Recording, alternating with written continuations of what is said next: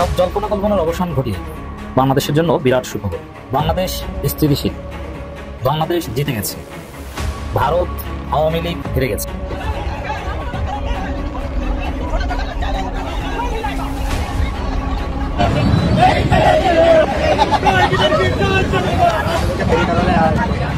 चोर को पकड़ा जाता है, चोर बिल्कुल चुप हो जाता है। जब पुलिस वाले उससे पूछते हैं क्या किया, बिल्कुल चुप हो जाता है, कुछ बोलता नहीं हो, क्योंकि जानता है कि भैया पकड़ लिया, फंस गया। तो बहनों, मैं जानता हूँ मैंने कैसे कैसी ताकतों से लड़ाई मोल ली है। আমাদের এবারের লড়াই কিন্তু শেষ লড়াই। শেখ হাসিনা 12 মাস দিল্লিতে কাটানোর পর বাংলাদেশে ফিরছেন তিনি। দেশটির প্রধানমন্ত্রী নরেন্দ্র মোদীর বিরুদ্ধেই সরাসরি যুদ্ধের ঘোষণা দেন তিনি, জানিয়ে তোলপাড় করে যায় বিশ্বজুড়ে। তবে এবার ঘটেছে বিপত্তি, সেই থালাপতির বিরুদ্ধে দায়ের করা হয়েছে মামলা। বর্তমান বিজেপি সরকারকে ফ্যাসিবাদী আখ্যা দিয়ে ঘোষণা দেন রাজনৈতিক যুদ্ধের, আর এতেই নড়ে চড়ে বসে ভারতের সরকারি দলটি।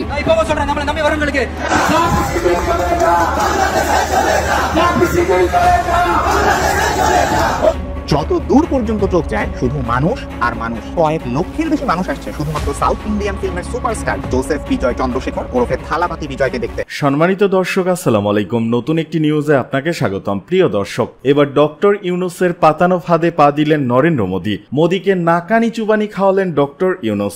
দীর্ঘমেয়াদে ক্ষমতায় থাকার পর অবশেষে পতন শুরু হয়েছে নরেন্দ্র মোদীর। মোদীর দল বিজেপির নেতাকর্মীদের ধরে ধরে গণধোলাই দিচ্ছে ভারতীয় সাধারণ জনগণ। অমিত শাহকে ব্যাপক ধোলাই দিল জনতা, ভিডিও ভাইরাল, ভারত জুড়ে তোলপাড়। এদিকে নরেন্দ্র মোদীর পতনের সাথে সাথে শেখ হাসিনাকে দেশে এনে ফাঁসি দেওয়ার ঘোষণা। কিভাবে নরেন্দ্র মোদীর পতন ঘটিয়েই হাসিনাকে দেশে ফেরত আনা হবে, অবশেষে জানা গেল চাঞ্চল্যকর তথ্য।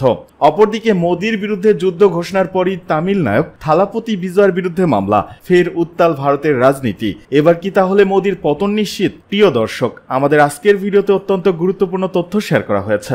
দয়া করে ভিডিওটি শুরু থেকে শেষ পর্যন্ত ধৈর্য সহকারে দেখে একটি লাইক দিয়ে সবাইকে বেশি বেশি করে শেয়ার করে দিবেন। সেই সাথে আমাদের ভিডিওটি আপনি বাংলাদেশের কোন জেলায় বসে দেখছেন বা শুনছেন সেটি অবশ্যই কমেন্ট বক্সে কমেন্ট করে জানিয়ে দিতে ভুলবেন না।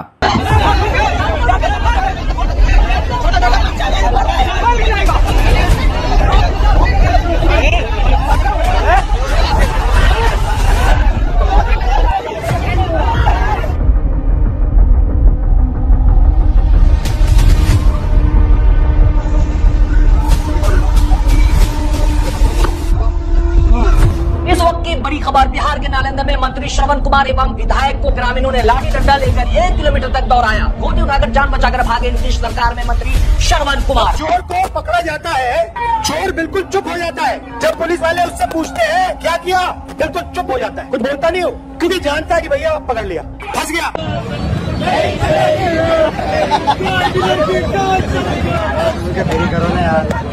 শেখ হাসিনা অবশেষে ফিরে এলেন বাংলাদেশে। 12 মাস দিল্লিতে কাটানোর পর বাংলাদেশে ফিরছেন তিনি। বিমানবন্দরে নেমেই তিনি হাত নাড়লেন সমর্থকদের দিকে। ভিড়ের মধ্যে কান্না, উল্লাস, উত্তেজনা সব মিলেমিশে এক অগ্নিগর্ভ পরিবেশ। ঢাকা আজ অচল। সকাল থেকেই হাজারো মানুষ বিমানবন্দরের পথে। পথ জুড়ে স্লোগান, নেত্রী ফিরছে, বাংলাদেশ বাঁচবে। কিন্তু অপর প্রান্তে দাঁড়িয়ে এনসিপি আর ছাত্র নেতারা গর্জে উঠছে। গণ অভ্যুত্থানের রক্তে লেখা হাসিনার ফেরা মানি না। মুহূর্তেই দেশ যেন ভাগ হয়ে গেল 2 শিবিরে। রাজধানীর আকাশে টিয়ার সেল, রাস্তায় পুলিশের ব্যারিকেড। প্রশ্ন একটাই, এই ফেরা কি টিকে থাকবে নাকি আবারও শুরু হবে রক্তক্ষয়ী রাজনীতি? হাসিনার দেশে ফেরা কি চোখে দেখবেন দেশবাসী? চলুন আজ আপনাদের টাইম ট্রাভেল করাই।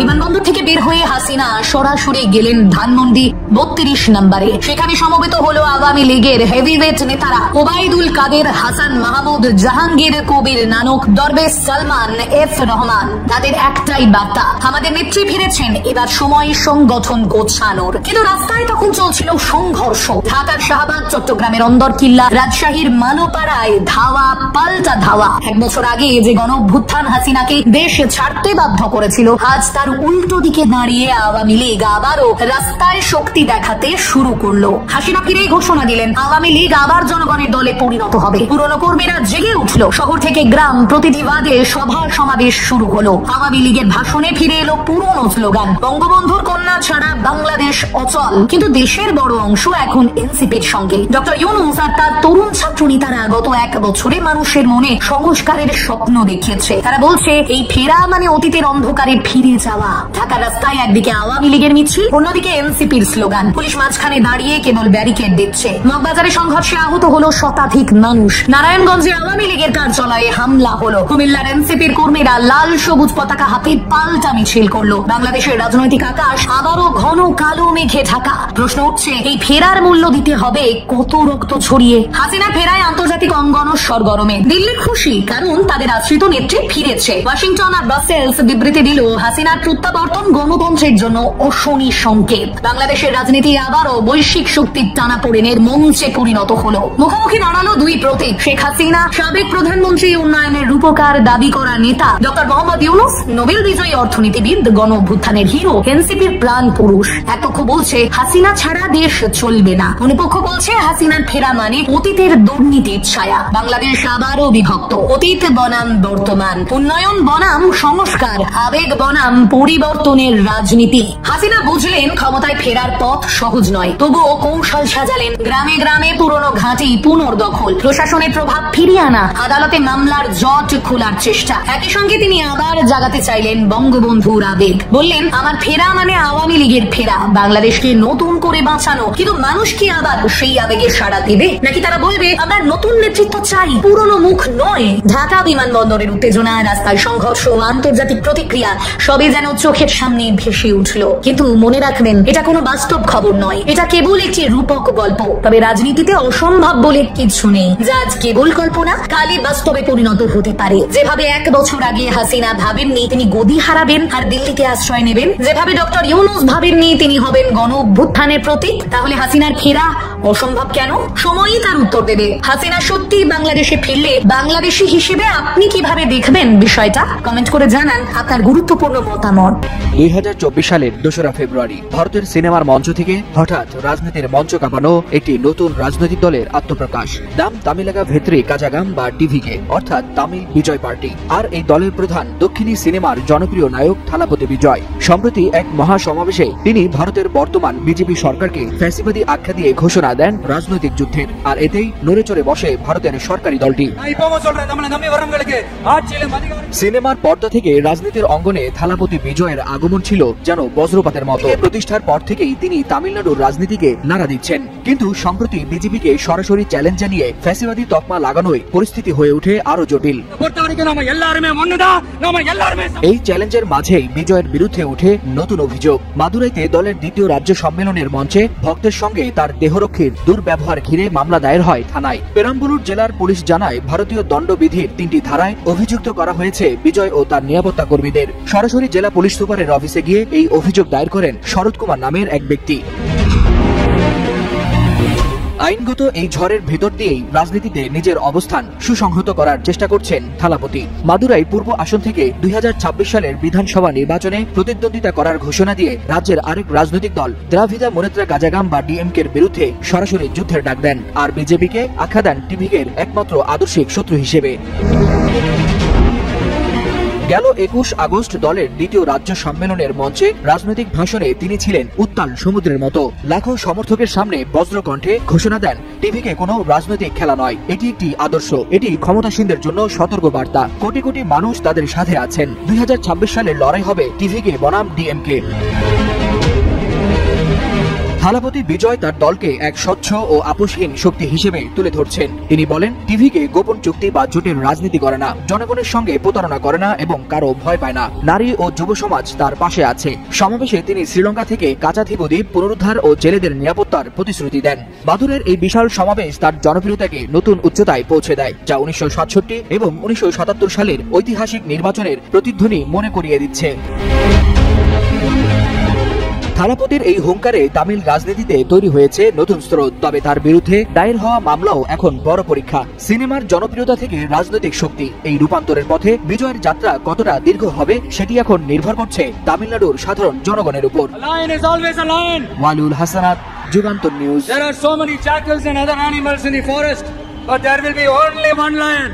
যত দূর পর্যন্ত চোখ যায় শুধু মানুষ আর মানুষ। কয়েক লক্ষের বেশি মানুষ আসছে শুধুমাত্র সাউথ ইন্ডিয়ান ফিল্মের সুপারস্টার জোসেফ বিজয় চন্দ্রশেখর ওরফে থালাপাতি বিজয়কে দেখতে। কিন্তু তামিলনাড়ুর মাদুরাই শহরে হওয়া এই সমাবেশটা বেশ স্পেশাল, কারণ এইখানে ফিল্ম স্টার বিজয়কে দেখতে যত না মানুষ আসছে তার চেয়ে বেশি মানুষ এসছে রাজনৈতিক দল তামিলাকা ভেট্রি কাজাঘামের নেতা বিজয়কে দেখতে। এইখানে নায়ক পরিচয় না, বরং নিজের গড়া দলের প্রেসিডেন্ট হিসেবে এই সমাবেশে আসেন অভিনেতা থেকে নেতা হয়ে যাওয়া এই বিজয়। 500 মিটারের লম্বা র্যাম্পে হাঁটতে হাঁটতে কি এন্ট্রিটা উনি নিছেন একবার দেখেন। ভারতে তো বটেই, বাংলাদেশের সোশ্যাল মিডিয়াতেও এই ভিডিও হাজার হাজার বার শেয়ার হইতেছে, লাখ লাখ কমেন্ট আসতেছে, মানে উড়াধুরা অবস্থা। বিজয় একদিকে মোদিরে ধুয়ে দিছে, বিজেপির যে গণবিরোধী নীতি, তাদের যে ইসলাম বিদ্বেষ, এইটার সমালোচনা করছেন। তার স্পিচের মধ্যে মোদির বিরুদ্ধে, বিজেপির বিরুদ্ধে হুঁশিয়ারির কথা শোনা যায়। এখন শত্রু আমার বন্ধু, বাংলাদেশে এমনিতেই ভারতীয় আধিপত্যের বিরুদ্ধে ব্যাপক জনসমর্থন আছে। প্লাস থালাপতি বিজয় বাংলাদেশে আগে থেকেই সোশ্যাল আর মেইনস্ট্রিম মিডিয়ায় ট্রেন্ডিং। আপনারা হয়তো লিও মুভিটা অনেকেই দেখছেন। এরপরে মানুষের মধ্যে কৌতূহল জন্মাইছে, কে এই থালাপতি বিজয়, কেন তার এত ক্রেজ, কেন উনি রাজনীতিতে আইসে একেবারে ঝড় তুলে ফেলছেন। নরেন্দ্র মোদী বা তামিলনাড়ুর এখন যে ক্ষমতাসীন দল, তাদেরকে হারানোর মতন সক্ষমতা তার দলের আসলেই আছে কিনা, এই সবগুলো ব্যাপার নিয়ে আমি আজকের ভিডিওতে আলোচনা করব। তো চলেন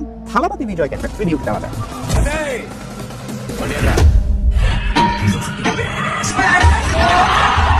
থালাপতি বিজয়ের মুখটা জাস্ট একবার দেখা গেল, স্ক্রিনে তার নাম একটাবার আসলো, এতেই অডিয়েন্সের কি অবস্থা চিন্তা করেন। ফুটেজে দেখা যাইতেছে সিনেমা হল যেন একেবারে কাঁপতেছে। থালাপতি বিজয়ের ক্রেজ এতটাই বেশি, স্ক্রিনে জাস্ট তার নাম আসাটাই তার ভক্তদের পাগলামির জন্য যথেষ্ট। এমনিতে সাউথ ইন্ডিয়ান সিনেমার হিরোরা মানুষের কাছে সুপারম্যান টাইপের ফিগার, কখনো রীতিমতো পূজা করা হয় তাদের। তবে এই থালাইপা রজনীকান্ত কিংবা থালাপতি বিজয় একদিনে সুপারস্টার হন নাই। জোসেফ বিজয় চন্দ্রশেখরের জন্ম 1974 সালের 22 জুন তামিলনাড়ুর মাদ্রাসে, এখন যেটা চেন্নাই নামে সবাই চিনে। তামিল ফিল্ম ইন্ডাস্ট্রির একটা নাম আছে, নাম হচ্ছে কলিউড। এটার খুবই নাম করা একজন পরিচালক S.A. চন্দ্রশেখর, সে হচ্ছে থালাপতি বিজয়ের বাপ। আর তার মা আবার খুবই বিখ্যাত একজন গায়িকা, নাম শোভা চন্দ্রশেখর। তাদের ছেলে এখন কি হবে সবারই জানা কথা। সেও আসলো ফিল্ম লাইনে। চেন্নাইয়ের লয়ালা কলেজ থেকে ব্যাচেলর শেষ করার আগে সে ড্রপ আউট হয়ে অ্যাক্টিং এ চলে আসেন। সিনেমা উনি শুরু করেন মাত্র 10 বছর বয়সে শিশু শিল্পী হিসেবে। একদম কম বয়সে অনেকগুলো পপুলার জনপ্রিয় ফিল্মের মধ্যে উনি শিশু শিল্পী বা সাপোর্টিং রোলে অভিনয় করে ফেলছেন। এর মধ্যে তো একটা ছিল সুপারস্টার রজনীকান্তের সাথে 1985 সালের ফিল্ম নানসি গাপ্পু মানিথান। বিজয়ের বাপ এই ফিল্মের ডিরেক্টর ছিলেন। যাই হোক, লিড রোলে বিজয় অভিনয় শুরু করেন 1992 সালে। ওনার প্রথম ছবি নালাইয়া থিরপুর ডাইরেক্টর ছিলেন বাবা S.A. চন্দ্রশেখর। এদিকে নৌবাহিনীর জাহাজে তুলে রোহিঙ্গাদের সমুদ্রে ফেলে দিচ্ছে ভারত, জানালো বিবিসি। ভারতের বিরুদ্ধে গুরুতর অভিযোগ তুলেছেন নিপীড়িত রোহিঙ্গা শরণার্থীরা। তাদের দাবি, দিল্লি থেকে আটক করে নৌবাহিনীর জাহাজে তুলে নিয়ে গিয়ে আন্দামান সাগরে ফেলে দিয়েছে ভারতীয় কর্তৃপক্ষ। প্রায় 40 জন রোহিঙ্গা এই অভিযোগ করেছেন। জাতিসংঘ জানিয়েছে এ ঘটনায় রোহিঙ্গাদের জীবনকে চরম ঝুঁকির মুখে ঠেলে দিয়েছে ভারত। শুক্রবার ব্রিটিশ সংবাদ মাধ্যম বিবিসি এক প্রতিবেদনে বিষয়টি প্রকাশ করেছে। গত 9 মে দিল্লি থেকে নিখোঁজ হওয়ার আগে ভাইয়ের সঙ্গে শেষ কথা বলেন নুরুল আমিন। পরে তিনি জানতে পারেন তার ভাই খায়রুল সহ পরিবারের 4 জনকে মিয়ানমারে ফেরত পাঠানো হয়েছে। বর্তমানে মিয়ানমার ভয়াবহ গৃহযুদ্ধের মধ্যে থাকায় তাদের ফেরার পথ কার্যত বন্ধ। 24 বছর বয়সী নুরুল আমিন বলেন, আমার বাবা মা ও স্বজনেরা যে কি যন্ত্রণার মধ্যে আছে সেটা কল্পনা করতে পারিনি। 3 মাস পর বিবিসি ওই রোহিঙ্গাদের খুঁজে পায় মিয়ানমারে। অনেকে আশ্রয় নিয়েছেন প্রতিরোধ গোষ্ঠী বাহাটু আর্মি এর কাছে। ভিডিও কলে রোহিঙ্গা সৈয়দ নূর বলেন, আমরা এখানে নিরাপদ নই, পুরো এলাকা যেন যুদ্ধক্ষেত্র।